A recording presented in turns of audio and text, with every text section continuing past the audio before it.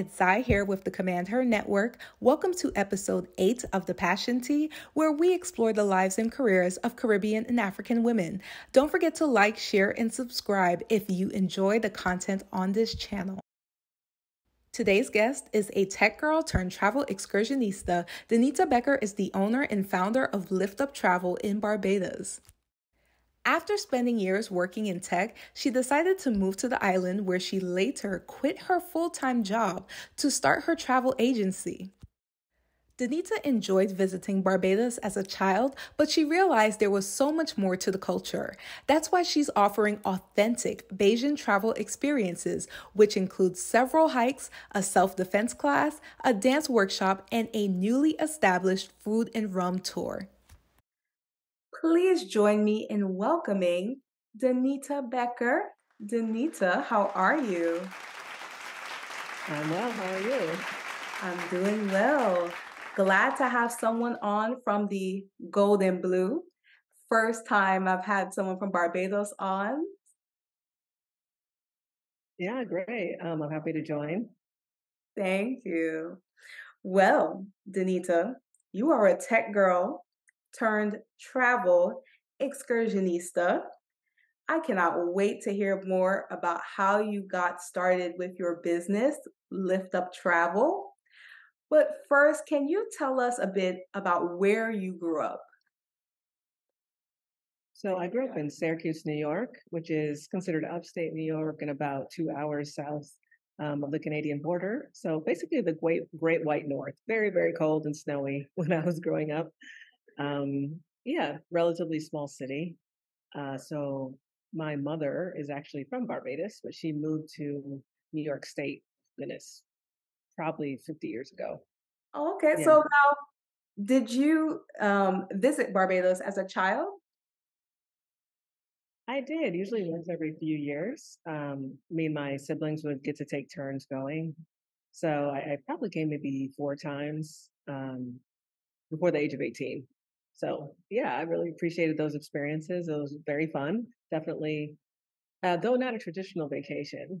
And I Yeah. think a lot of people from the Caribbean would say this. We'd go, my mother would need to take care of some things. So we'd basically, go to the beach, but just do very normal things during the day and kind of help with chores and be in the neighborhood. Yeah. What were some of your favorite memories from visiting Barbados as a child?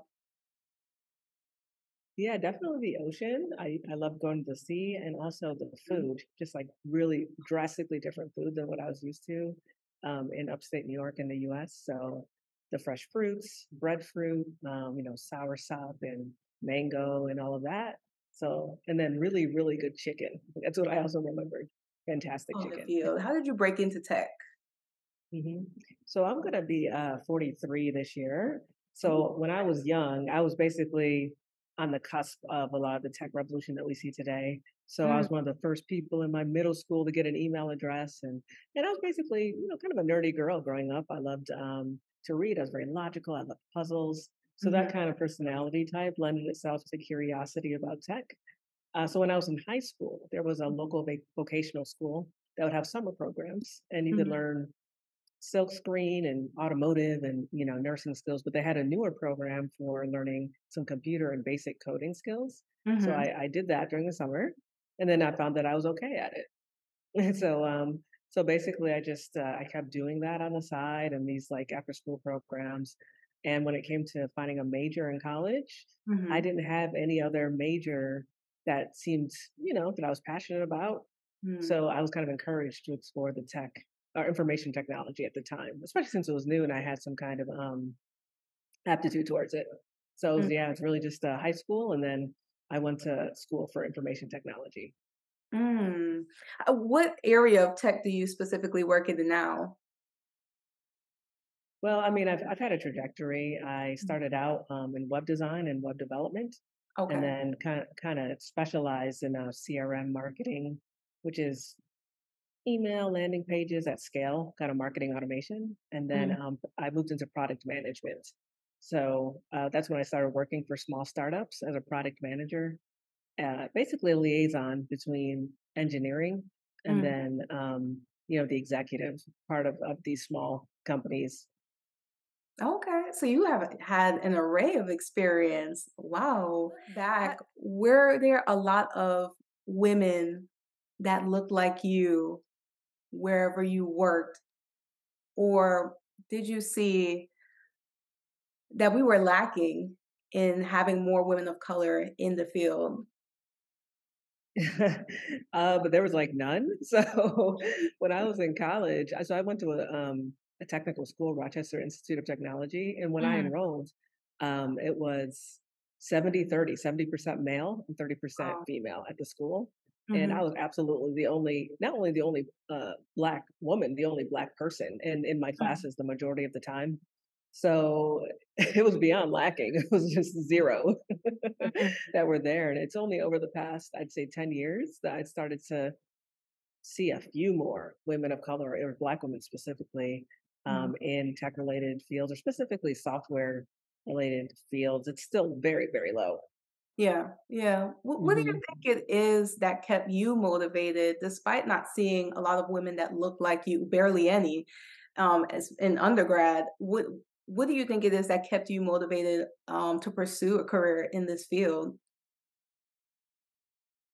Yeah, that's a really interesting question. I will say that growing up, my mother, Barbadian, she came to the country and she actually married a white American man. So I Oh, actually had some familiarity already with, let's say, I had a diverse school situation, but hmm. we had situations, let's say, in family or church where it was majority white. So I actually had some familiarity with that already. So that did help, I think.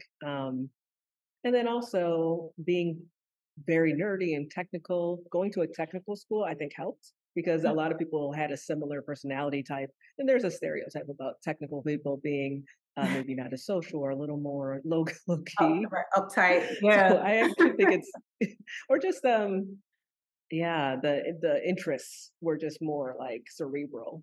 yeah, And so yeah. back when I was younger, I think I was more on that spectrum, and that actually helped, I think, being in that situation because, I could bond with people of different, backgrounds and races over our shared interests a little more. Hmm. Um, yeah, I never actually thought about that I was a little more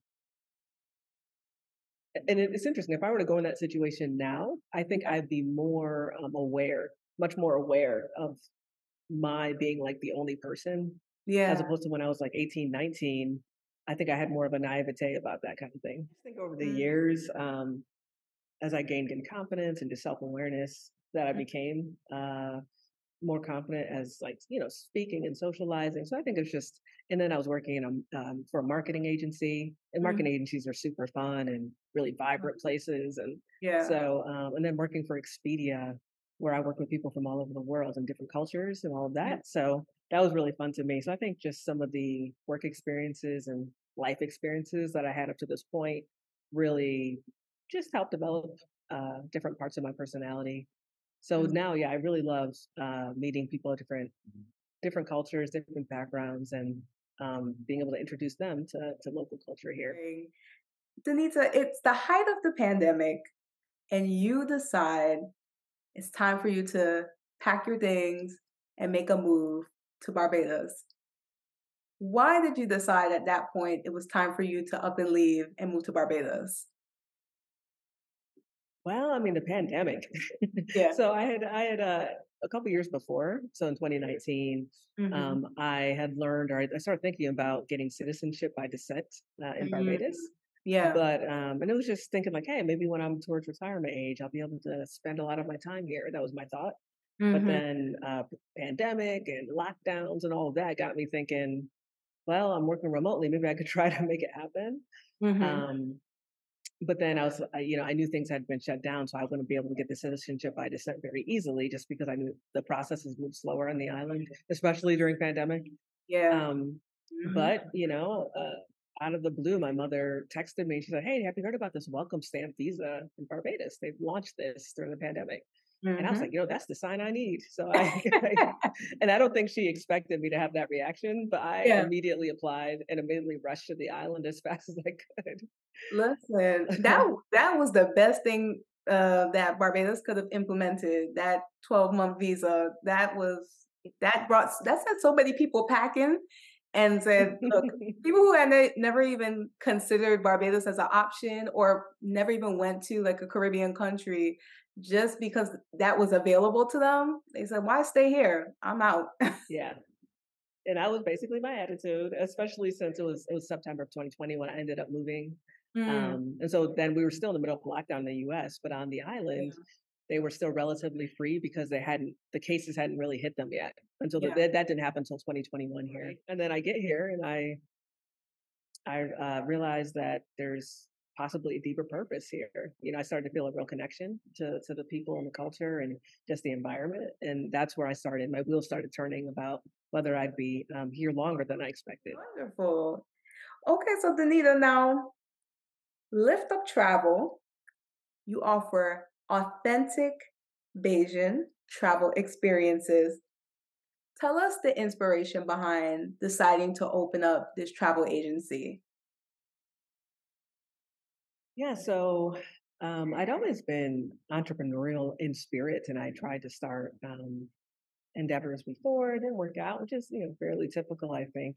Mhm. Uh, but I was also at a job at a startup that was stressing me out. It's stressing me out so much.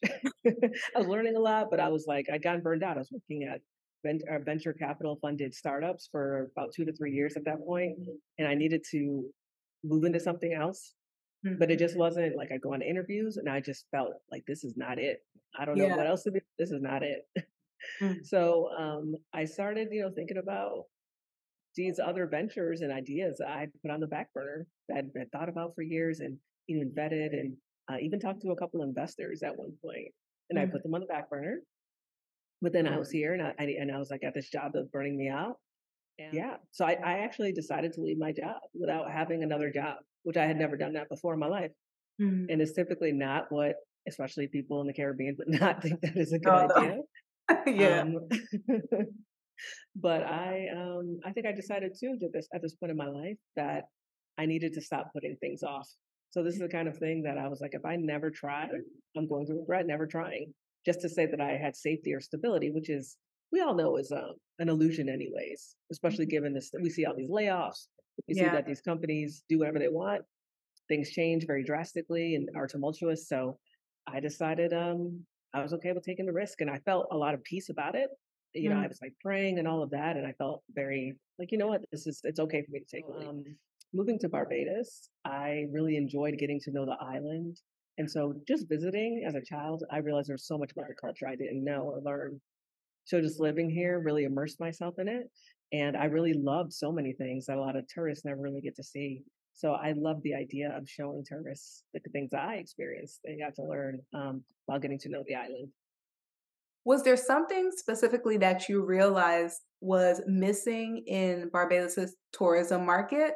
Or was this just because this was showing people the island was a part of your personal interest that you went forward with this going into this particular industry?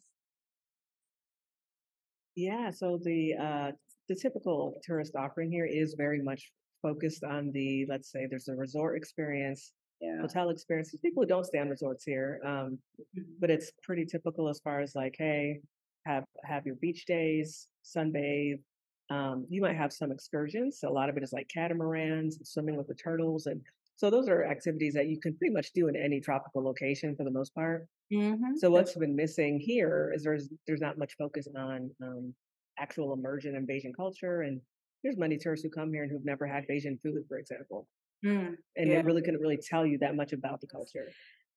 People sometimes they think the Caribbean, if the Caribbean was one big country, Jamaica would be the capital. Because that's the first thing they think about.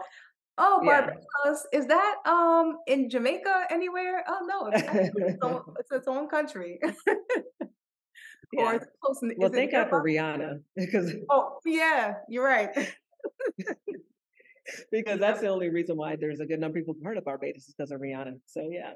Yeah, that's true. So now you left your job that you were working at to start this company, took a chance on yourself. You are not afraid of taking a chance on yourself. I love that. This is the time. This is definitely the time. And I'm sure People were probably like, "You left your good job at such and such company to start your own business." But, I think that was a really good idea. How challenging was it for you to start up a business in Barbados? Yeah, actually, just the registering it and all of that was relatively straightforward. I think the most challenging part was shifting my mindset from what's more typical in America about how things work versus how things work here, and how Mhm, things here can be slower and mhm, maybe more bureaucratic, and but also much more relationship oriented. mm. So getting things done really means that you need to have good relationships with people. Yep. So just shifting from the whole, in America, we're used to being able to Google something, Mhm, uh, get a service, pay somebody to do something, and just happens. You snap your fingers. Not say it's perfect, but you can usually just be at your computer and make a lot of things happen. mm, Whereas here, you do need to think about relationship and partnership. So mhm, I think that's like the biggest challenge. mm. And you do offer 3 hikes, a dance workshop, and a self-defense workshop. Thinking about what you've just mentioned regarding relationships, how were you able to create partnerships so that you can have those excursions available to people that want to get services from Lift Up Travel? Yeah, a lot of it has been just leveraging existing relationships that I've had through the island is pretty small, relatively small. So if Mm, you're just out and about, you just end up meeting and talking to so many people, and then people who know people. So if you have good mm, relationships already with neighbors, friends, I've been going on hikes here once in a while since moving here. So then mhm, somebody recommended a good hike leader, and then I talked to them, and I try to build that relationship. And um, somebody else told me that they've done these like dance workshops at a hotel here. And they know somebody who leads that workshop. So yeah. it's like a lot of that. You need to talk to people and make recommendations. Then you need to have the conversations and um, just really cultivate your people skills and your emotional intelligence. Hmm. Which travel excursions do you find are the most requested when people are putting in their booking? Well, right now it's hikes. So I'm expanding a bit into but there's one I'm working on that people are really excited about, a food and rum tour that uses local transportation called ZRs. So these like little vans that people run all over the island. And so I'm gonna have 3 stops at 3 different rum shops, and rum shops are a very typical, like a bar. It's kind of like a neighborhood bar, but there's 1,500 on the island. And it's where a lot of people gather just to socialize, and they're open like all the time. Mhm. So, and that's where you can also get a lot of authentic food. Yeah. So, whereas food is pretty expensive on the island, the restaurants can be expensive. The rum Yes. shops are some of the most like value, budget conscious places to go where you actually do get authentic Asian food. So, Mhm. gonna have them get on these vans and stop at these free places and get a free drink and sample local food items at each of these places. So that's the one I've gotten like a ton of interest in. But right now, the hikes are the most requested, and that's partly because when you come, they're not the hikes that are typically offered to tourists. Which excursion do you find is most meaningful for you?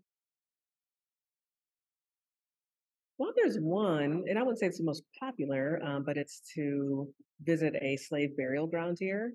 So Yeah. there's still plantations, original, like that are still all over the island. They don't necessarily have the same ownership anymore, but they retain the names.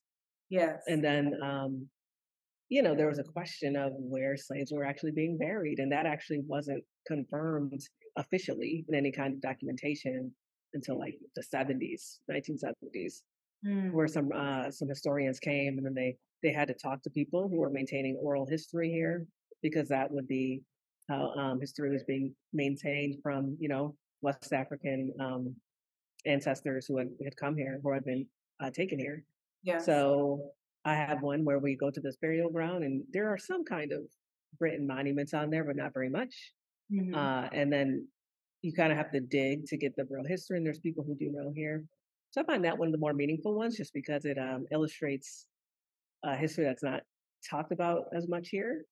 And it is very interesting. And it's, kind of eye opening to see how uh, these Barbadians who were brought here, let's say starting in the 1600s, what their life might have been like for Mm-hmm. the couple hundred years that they were enslaved field. And so different people have different responses. I haven't had any where people were overtaken, but they were Mm-hmm. certainly, kind of it's sobering. And different people have different like faith practices and all of that, and they're thinking of it differently. Mm-hmm.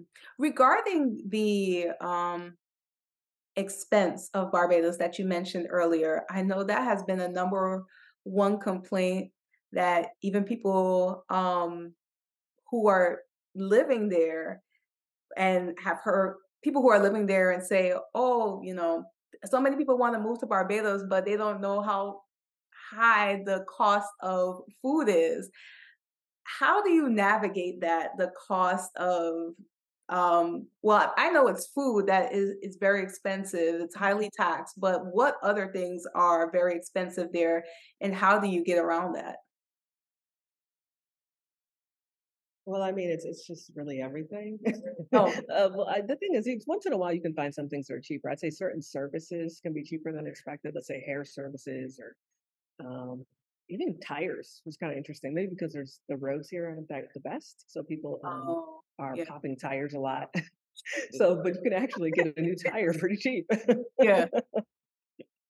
um, yeah, as far as how that relates to my business, Hmm. my t- I would say I'm not as affected by expense when it comes to my business necessarily because I'm on parity with the other experiences that they have to choose from. And in fact, mine might be a little cheaper than some of those because Okay. you're talking about a tourist market who's already budgeted to spend money when they're here, buy as much local produce as possible. And there's usually food vendors and produce vendors on the side of the roads and prominent places, and there's farmers markets and farmers markets.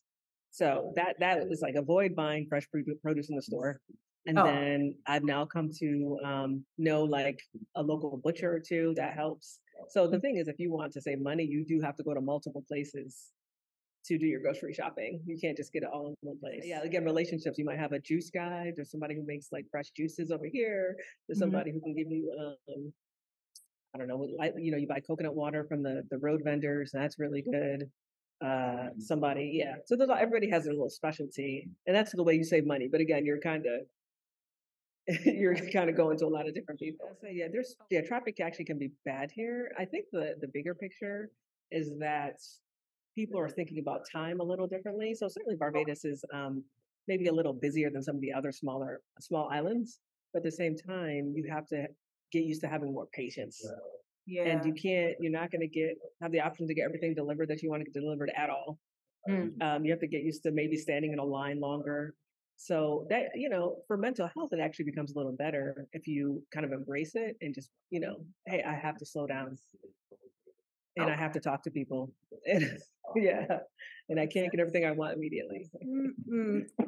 Well, Danita, as we get ready to wrap up, I would love for you to give us a spiel as to why Barbados needs to be everyone's next travel destination and why they need to link up with Lift Up Travel. So that's a great question. So Barbados is got a great mix of both modern and traditional, Mhm. and it's very accessible. So it's not one of these places where you need to just stick with the resort and you can't, you need to be afraid or you're not sure where to go without a lot of help. You're encouraged here where you can just immerse yourself in the culture and walk around and rent cars and just be out here, So that's I think a really big selling point. People are they're friendly. You're kind of welcome to go everywhere and to experience the local culture. And the beaches are some of the most beautiful in the world. So I can't forget that. That's probably number one for a lot of people. The beaches are stunning, Mhm. um, and they're accessible. So there's no private beaches here. Locals are allowed to go to every beach, and I think that makes a difference too in Yes. the atmosphere of the island. So, and then there's crop over. And I know a lot of islands have carnival, but crop over is one of the better ones too. So Yeah. yeah, I think there's multiple reasons to make Barbados a next destination. Okay. And what about specifically getting linked up with Lift Up Travel? Why should we link up and go to Lift Up Travel for our travel excursions? hmm Because you'll get to see the real Barbados. You're not just going to visit the island, you'll get to experience Barbados. Mhm, I love the beach, but you can go beyond the beach with Lift Up. You mhm. can, you can rub shoulders with real people. You can eat real food, and you can have a lot of fun. That's right. Well, thank you so much, Danita, for joining me today and talking about your ever growing business. If people want to get started on booking their travel excursion with Lift Up, tell us where we can find you on social media and your website information. Yes, so you can book directly through liftuptravel.com. You can also just check out what the offerings are. I have an active social media presence on Instagram, and that's also Lift Up Travel. And there's a Mhm. Facebook page as well under Lift Up Travel. Wonderful. Well, I'll make sure I have all that information available to everyone. And I look forward to seeing what happens next with Lift Up Travel this year. All right, thanks so much. I really enjoyed our conversations. Danita is a woman who is not afraid of her own power. Though she's tried starting up businesses in the past, she didn't quit on her goal of becoming an entrepreneur. Danita also mentioned that she is working with contracted partners to hire underemployed young people. This is a great initiative considering that Barbados' youth employment rate increased in 2021. Danita is not just showing another side of the island to tourists, but she is creating opportunities that will positively impact future generations. I hope you've enjoyed our conversation today. I will leave the information for Lift Up Travel in the description box and in the comments section. Thanks for watching, and if you are a Bayesian, drop that gold, blue, and black flag in the comments.